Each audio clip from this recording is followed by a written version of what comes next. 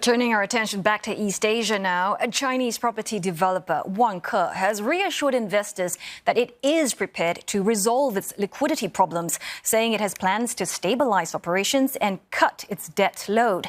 In recent weeks, investors have been selling off the state-backed company's shares and bonds to avoid losses.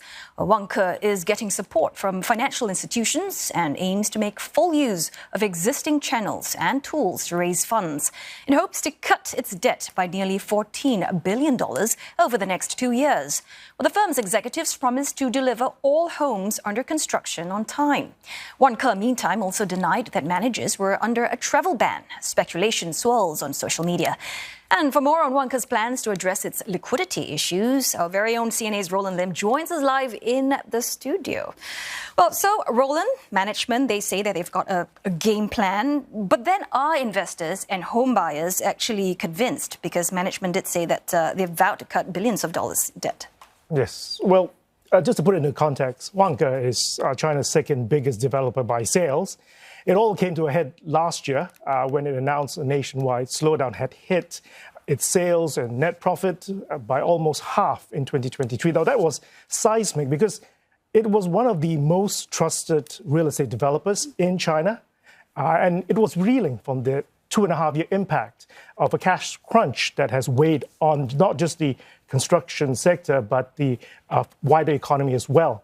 So at the end of last month, management told reporters that it had committed to cutting some $14 billion worth of debt over a 2-year period, but it was short on details.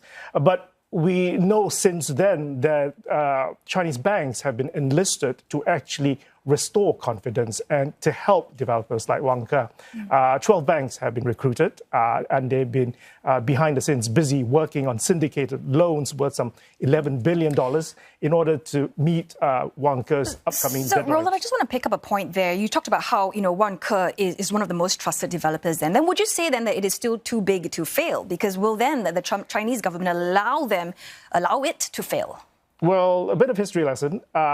The Shenzhen government actually became Vanke's top stakeholder back in 2017 when it actually fended off a hostile bid by a Chinese activist investor.